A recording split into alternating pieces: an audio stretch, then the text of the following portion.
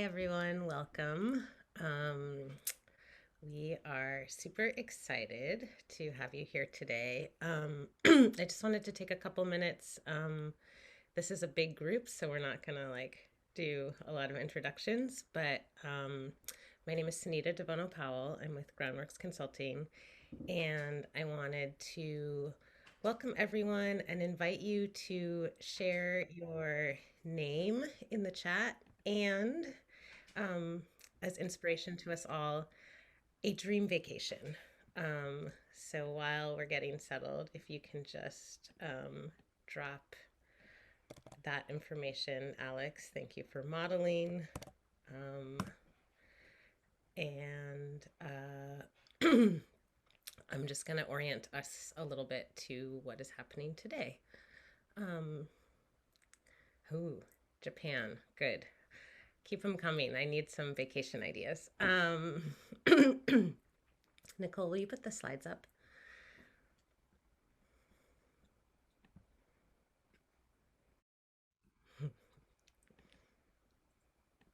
Okay. So we are just getting started. This meeting is going to run until 2 p.m. And then we'll have a half hour for folks who want to stay and spend more time in discussion. And we're recording this session uh, to for folks who aren't able to participate but are interested. But when we go into breakout groups, we will just be recording that for our own notes. And I love seeing all of these vacations. I see a lot of beach um, beach options here. Free rent for 6 months. That would be a great vacation. All right, next slide, please. So this listening series is being hosted by the Othering and Belonging Institute, which is a center for scholarship research, community partnership, and strategy at the University of California, Berkeley. And there are a few folks here from OBI, and I will allow them to introduce themselves.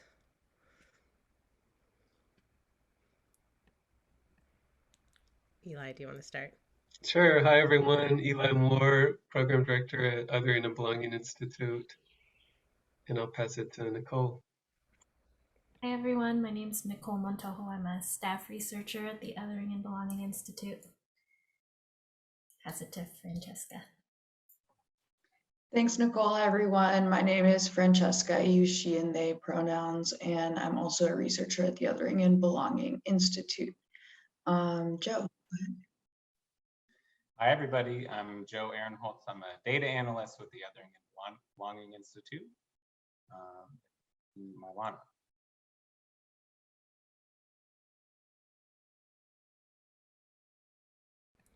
Thank you. For folks who are just arriving, we are sharing your names, preferred pronouns, and dream vacations in the chat. There's a lot of New Zealand in here. Can we go to the next slide? So as part of this work, OBI has been convening a equity working group. And the folks listed here are the participants, and we've been in preliminary conversations with them around goals, objectives, and metrics, which is part of the conversation we're going to continue today. So this is the first of 3 listening sessions, and today's session is focused on production. What we are hoping to do is share the draft equity goals and hear from you about how they can reflect your community's vision for the future of housing in the Bay Area, and talk about the objectives and metrics that are going to provide guidance on what BAHFA should do to move the region towards that vision. Next slide.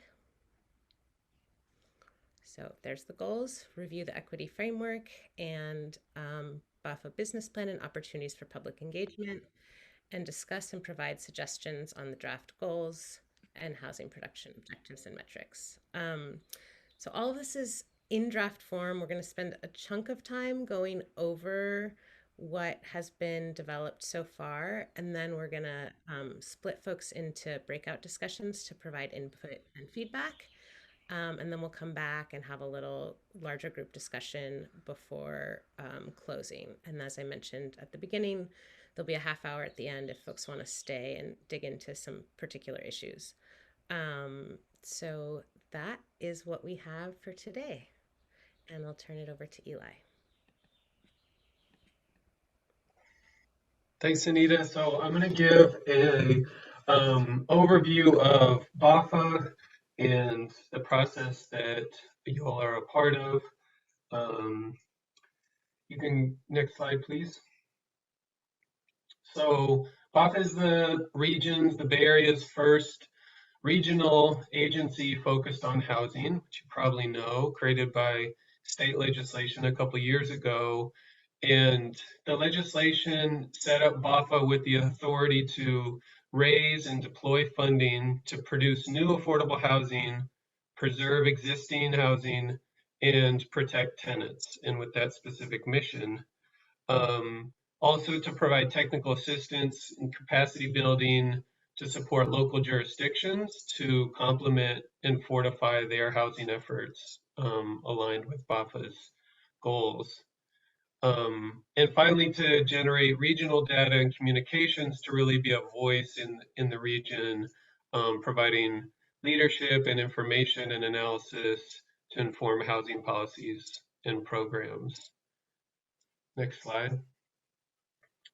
The legislation also gave some specific requirements about how BAHFA could use revenue and specific percentages on what it would need to go, what the revenue would need to go to. And so the legislation named several options for how BAHFA could raise revenue, including general obligation bonds, parcel taxes, special head taxes, and gross receipts taxes.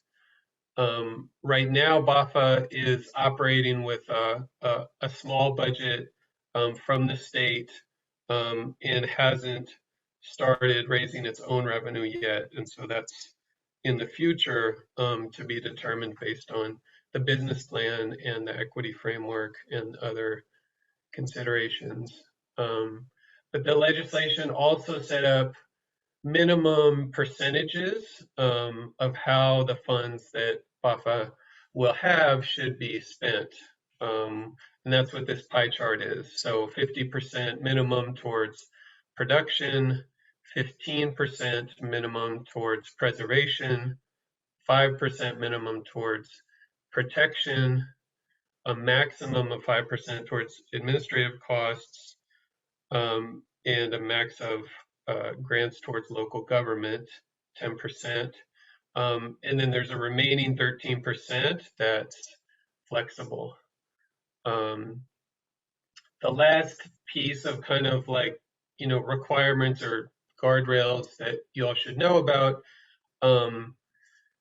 is that if there is a general obligation bond that funds that BAHFA advances and passes and uses for as a revenue source, 80% of the funds generated would return to the county of origin, and the general obligation funding revenue could only be used for bricks and sticks, capital costs, actual construction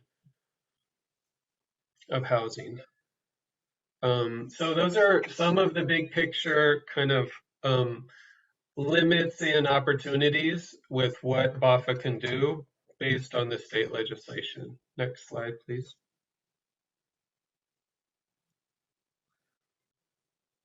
So I'm going to turn now to the business plan development process and the equity framework.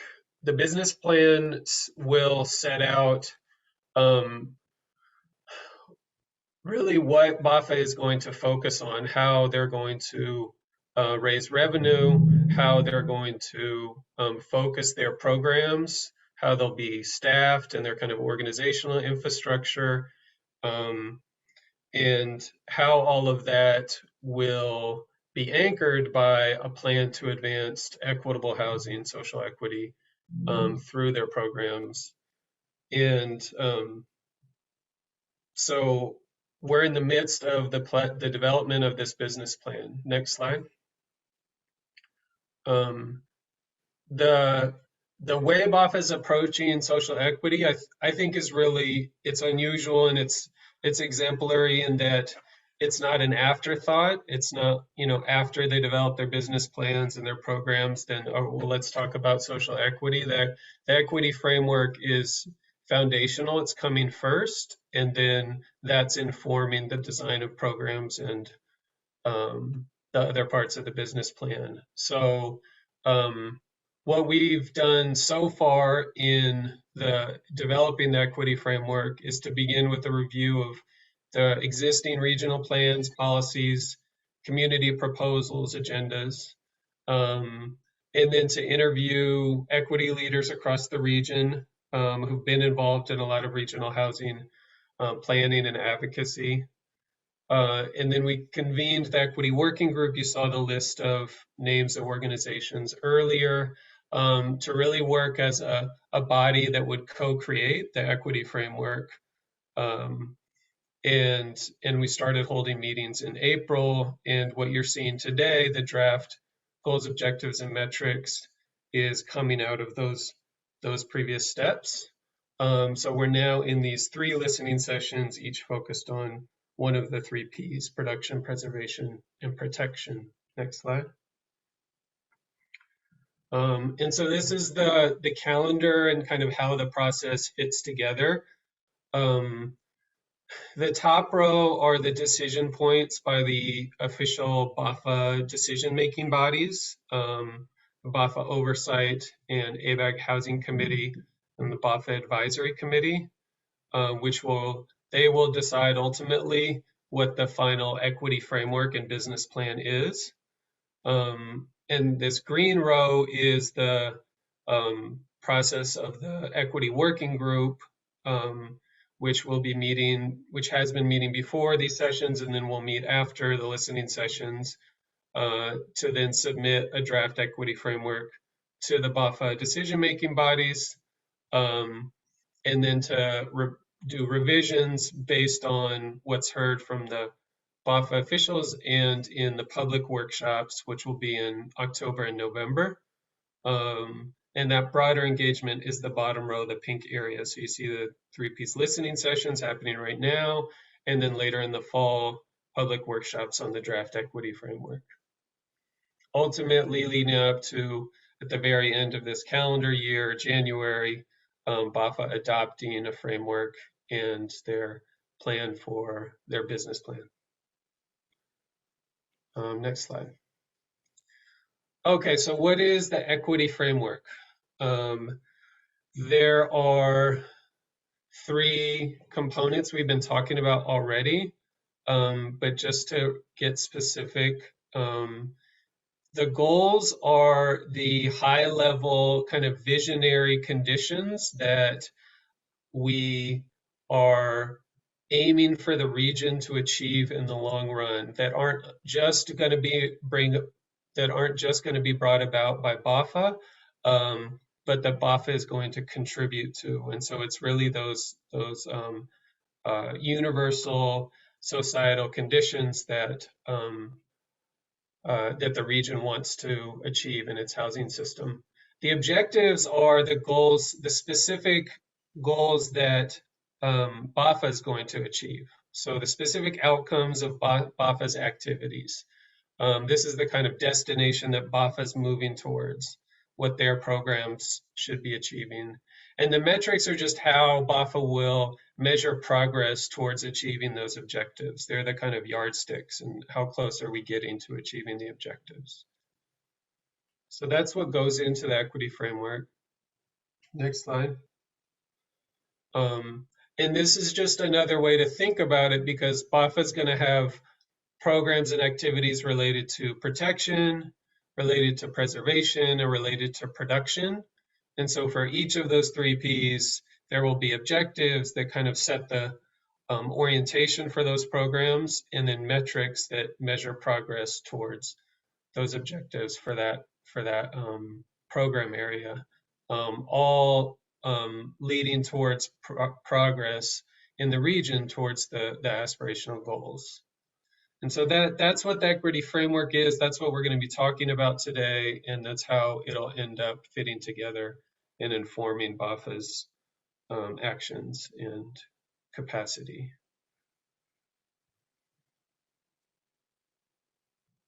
So with that, I'll turn it over to Francesca. Thanks all. Great, thanks, Eli.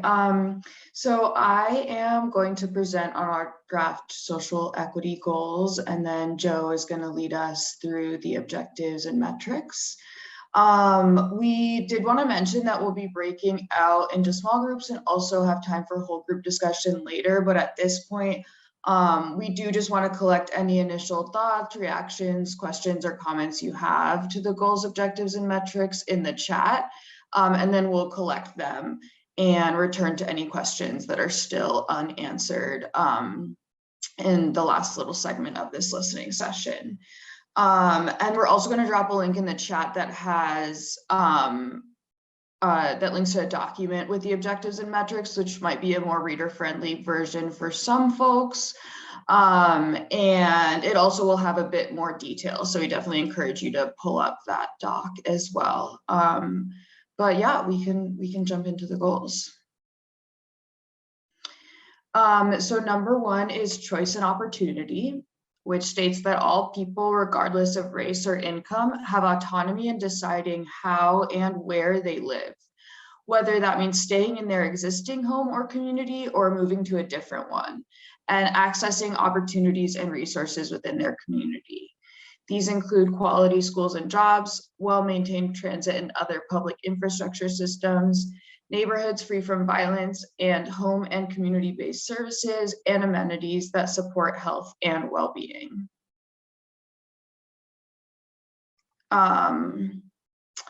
Number two is safe, affordable housing for all. Every resident enjoys a safe, stable, accessible, affordable, and habitable home. Three is security and belonging. Other terms that we're considering in the top line for this goal are safety, acceptance, and integration.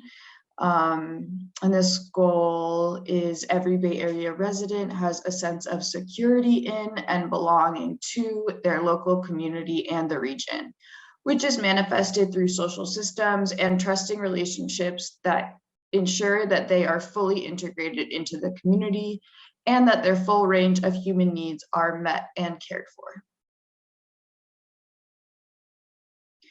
Number four, neighborhood stabilization and cultural preservation. Families and individuals have the ability to stay in their homes, maintain community connections, and preserve the cultural fabrics of their neighborhoods without being displaced by unaffordable housing costs, policy decisions, or other forces.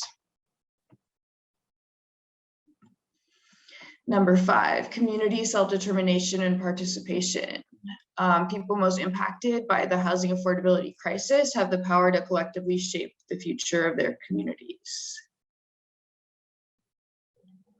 Number six, repair. Public institutions and social systems are transformed in order to acknowledge and, when possible, repair the harms and indignities of historic and contemporary housing policies, practices, and systems that have perpetuated racial and social inequities. This includes the advancement of opportunities for historically marginalized communities to build economic and social wealth, both at the individual and community level. And number seven, environmental health and justice. Homes have healthy living conditions and neighborhood environments such that no community is disproportionately exposed to air pollution, climate change effects, or other hazards. Persons and communities have viable opportunities to make choices that reduce climate impacts, and the design, location, and construction of homes reduces climate impacts. And I think this is our last one, 8, prevention. The Bay Area's housing ecosystem has built-in structural safeguards that respond to moments of crisis to prevent people from experiencing housing precarity, thereby ending homelessness throughout the region. And with that, I'll pass it over to Joe.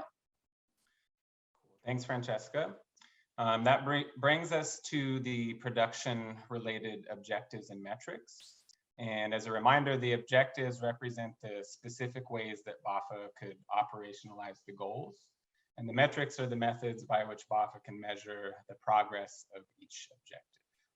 Next slide, please. So here are the 5 production-related draft objectives.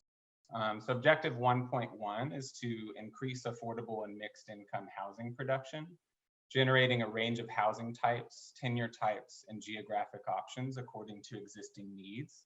And this objective is related to goals 1, 2, 3, and 6. 1.2 is to increase opportunity access for low-income families in high opportunity areas. And this objective is related to goals 1, 2, and 6.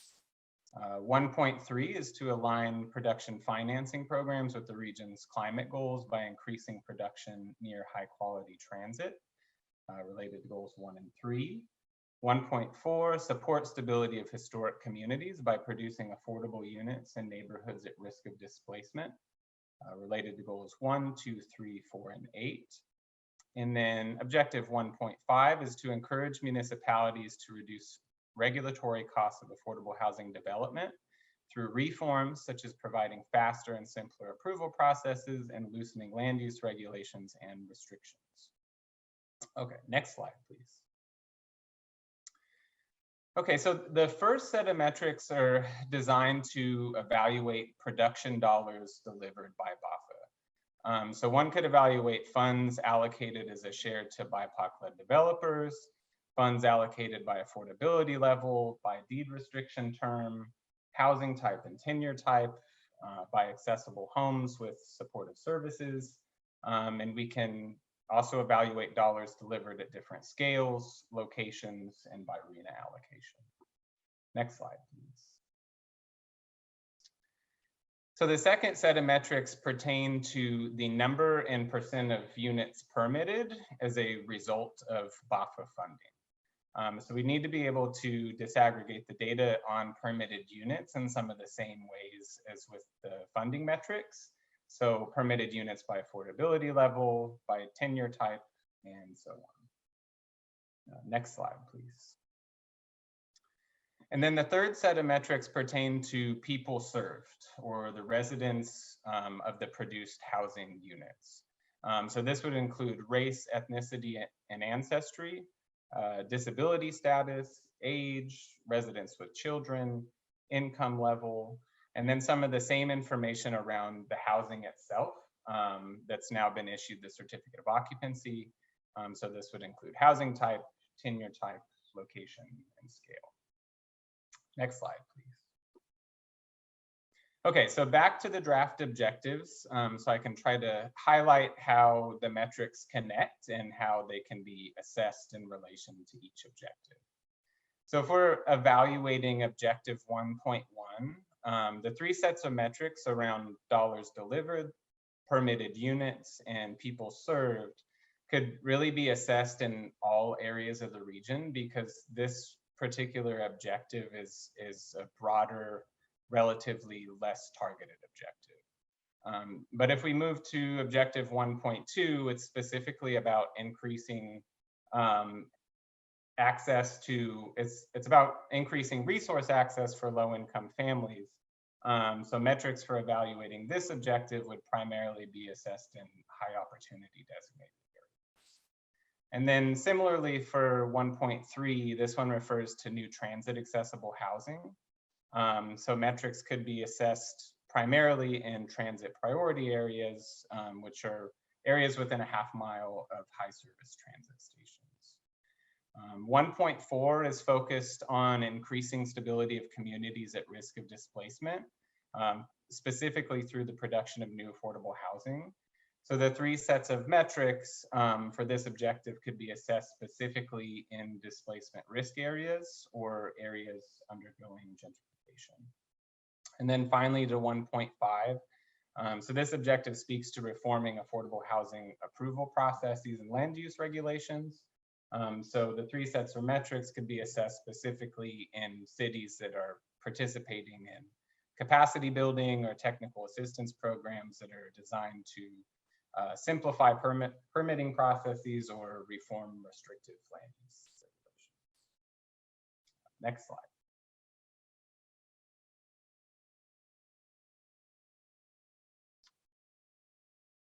Sanita, are you taking it over from here? I sure am. Thank you, Joe.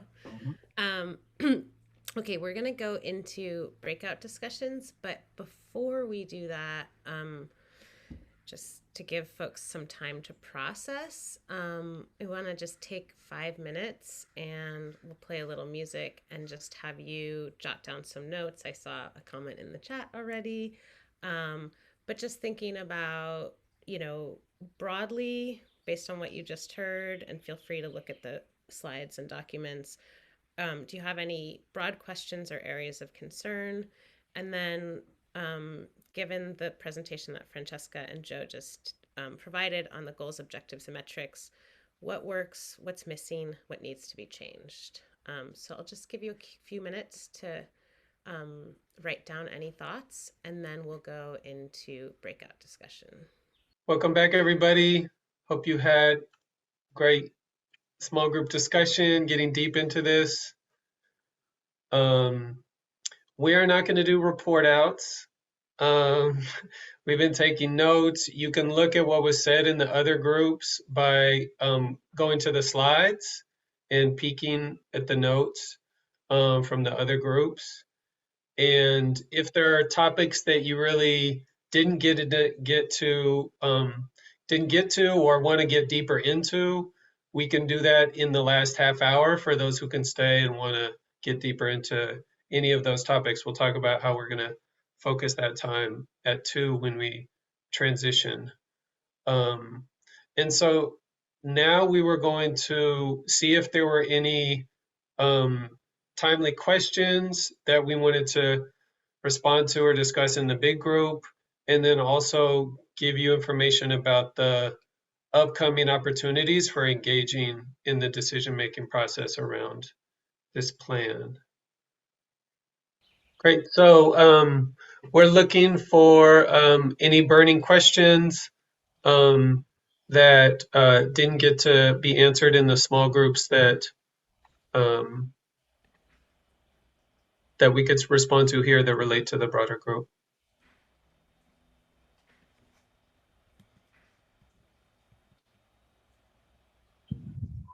I do have a question. So it was mentioned that Bay Area is only the counties around the Bay directly. Would there be any consideration for considering the next counties over, especially with expansion of BART?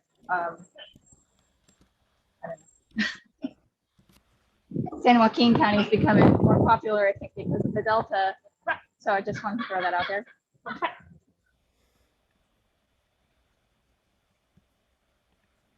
Yeah, great point. People are getting pushed further and further out, and our lives cross these boundaries. I think that the legislation for BAHFA was pretty clear about its geographic scope, but there might be ways that they could consider, households that cross boundaries. We'll make a note of that.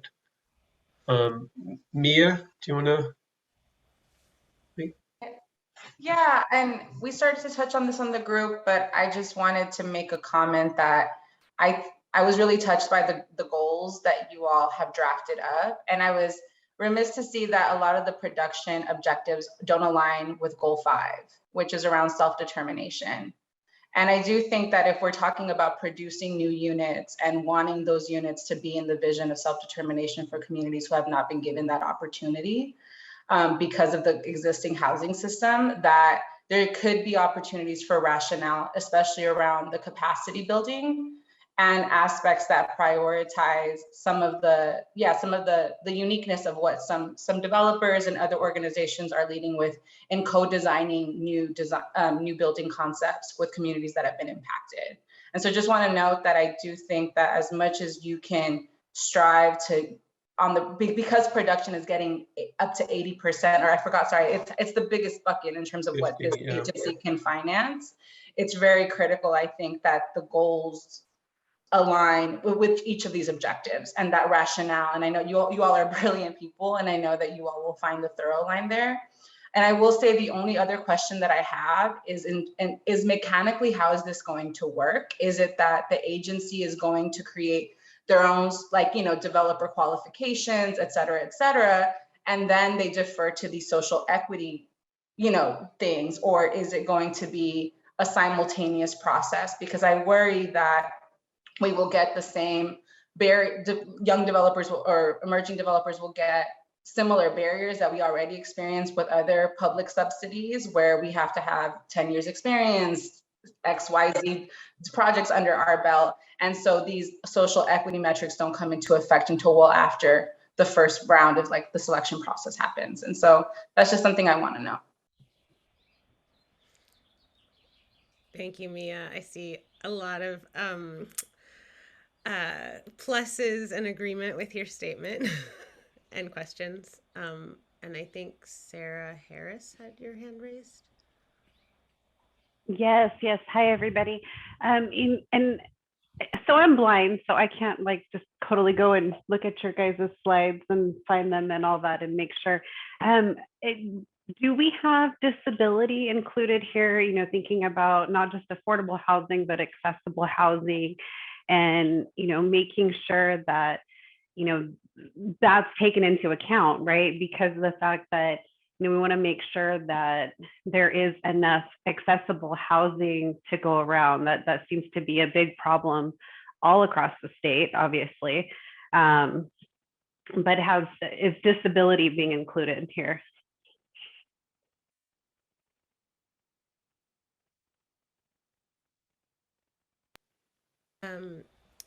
There's definitely language around accessibility and disability, and I think at least in our group there was a lot of conversation about how to make that stronger, because I think that is a crucial point. So I appreciate you raising it, Sarah.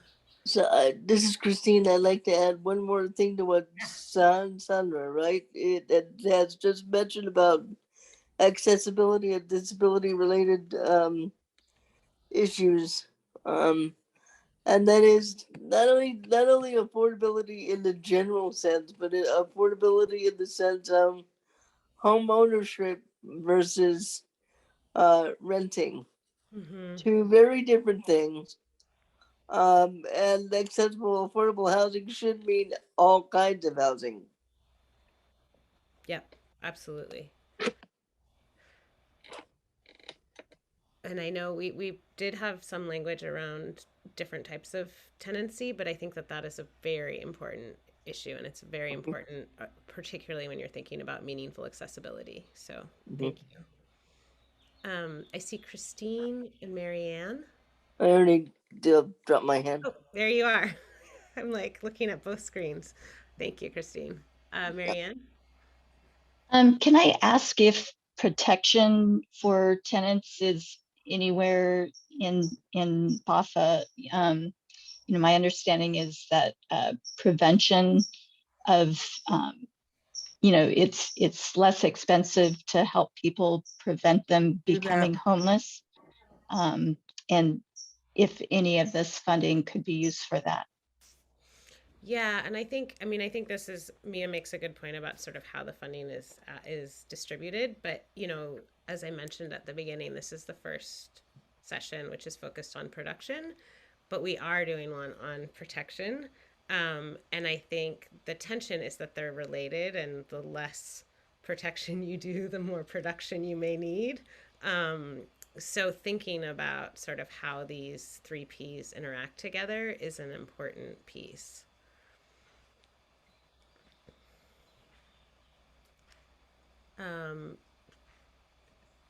Sarah, were you raising your hand again, or is it just Oh no, I didn't know you weren't putting it down. I can get it right now. Sorry. No, that's fine. I just wasn't sure.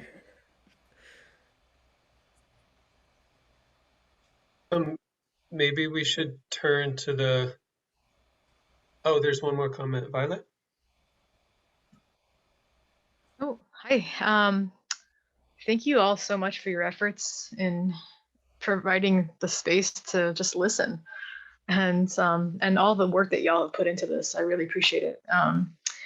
There was one last comment that I didn't get to bring up in the breakout room, which was I'm wondering if there are any models of housing that have more of like an indigenous land stewardship approach of like kind of like no one owns the land, because no one essentially really owns the land, right? Like land ownership is a really kind of bizarre concept to me.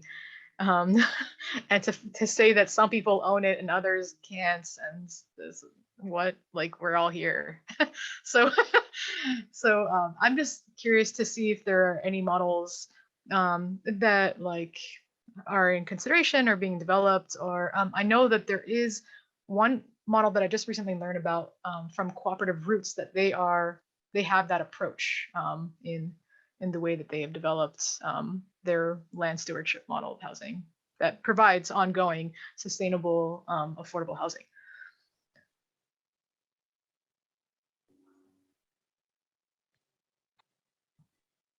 Yes, that's come up, and thanks for making that comment. So there's both. Right now, there's language around individual wealth building and social wealth building, and so that's kind of where that piece of collective ownership and communal rights to land are getting expressed. But I think that the way you articulated it deepened it and sharpened it. So thank you for that, and feel free to. In a minute, we're going to share a Google form that asks some open-ended questions and is kind of a survey for y'all to write any additional thoughts or just make sure that we get what you might have already said.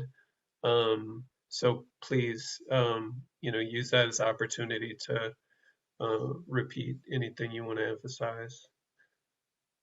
If it's okay, I'd like to address that issue of ownership. I think the community land trust model may be the safest way to approach ownership. We started a community land trust at the end of December. We're about to make our first purchase. And the community land trust model basically has the land owned by the land trust, and the residents of the improvement or the building on the land have an equity share of those buildings. And so they become owners of their homes and using a lease, a long-term lease of at least 30 years, though it's recommended at least a 99-year lease be used, that they have legal ownership of their homes, are able to get mortgages for their homes and so forth. So I think that model is, and it's a bit different from cooperative or collective ownership in that the legal structure of it is a bit different. But the land trust ensures that the land remains affordable in perpetuity. So I think I'm happy to introduce anyone to Bruce Wolf, who's one of the founders of the California Land Trust Network, to explain more about that. And I'm also happy to work with other people, in terms of land trust development. Thank you. Thank you so much. Yes. Sorry if I can just comment right back. Thank you so much for sharing that information. I actually had that exact conversation with someone who lives in the cooperative roots model, and I initially thought the same thing, that the land trust model actually has a better concept in terms of land ownership. But when they talked about how bringing in indigenous land stewardship practices of everyone owning the land, and it's not even owning the land, it's you're in relationship to the land. And it's a kind of really different concept entirely, and I think it's something that I would explore over land trusts right now. But I also really greatly value land trusts and what their goals are as well. But there's just complications with that as well. There's still people making decisions on behalf of other people. Thank you all. Yeah, and there's so much knowledge in this room. I think it's great that the folks are using this as an opportunity to network. And please continue to do that. But we want to just share a few things before we end and transition. I just shared in the chat the link to the Google form, which is another channel for you to share your feedback and input on the equity framework.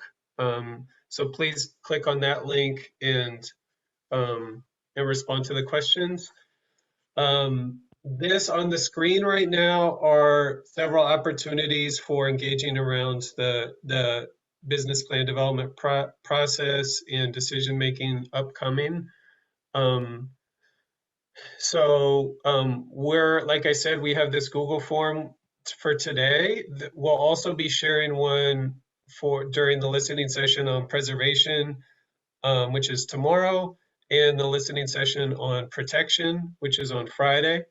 So we'll share all three of those Google forms next week on Monday, so that even if you missed the listening session, you could still provide input on any of those three Ps.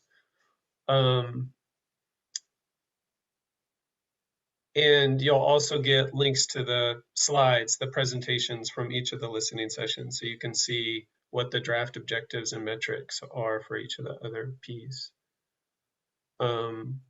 There's also an upcoming meeting of the BAHFA Oversight Committee on June 9th at 1 p.m.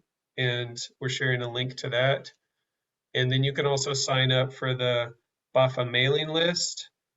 So we'll share the link to that. And then if you want to get in touch with us about the equity framework development process, you can email us at equitablehousing@berkeley.edu. If there are any other opportunities like meetings, coalition meetings, or other engagements that you all want to share with each other, you can put those in the chat to get them, make sure people know about those opportunities.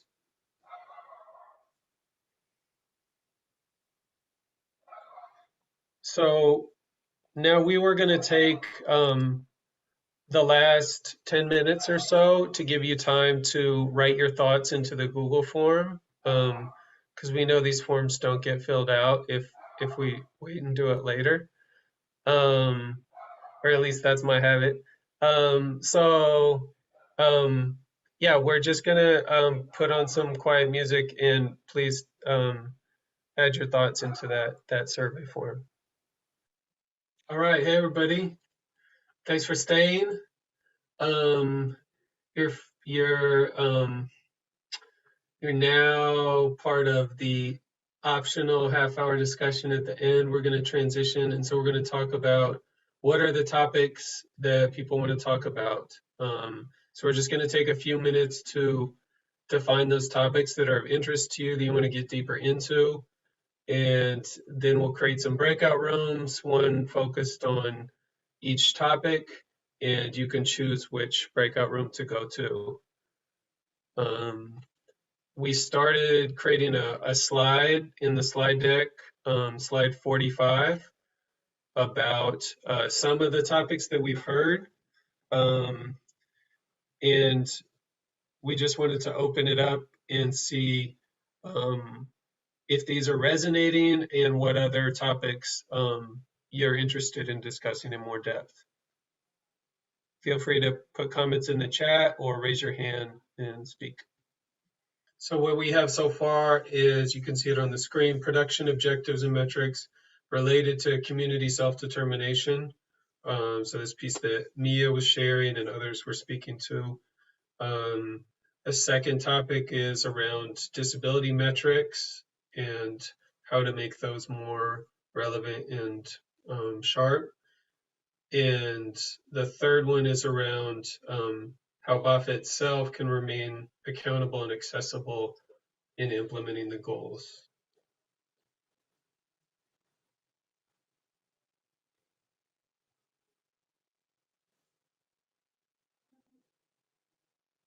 So how do those sound? If you're still here, does that cover what you'd like to stay and talk about? Or is there something else you'd like to add, another topic?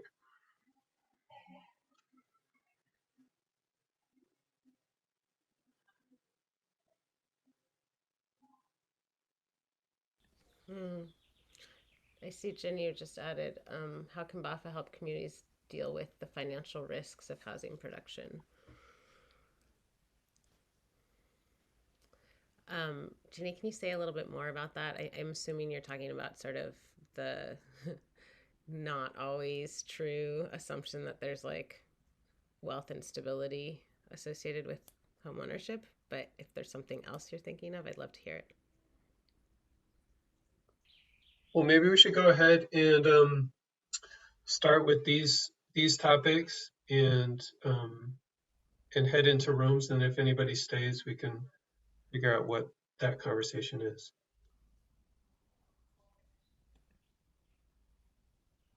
So you should see on your screen now that the breakout rooms have been created, and you can scroll down to the bottom of that window. You'll see 3 of them, and you just click on join next to the topic that you're interested in. Sorry you got cut off, Violet, but I think we got that comment, and we'll also look into that Berkeley policy to see what their language is. Okay, I guess we're closing out. Y'all get the gold star for staying till the very end. Thank you so much for all your thoughtful input, and please be in touch if you have anything else, or and you'll also get emails from us with updates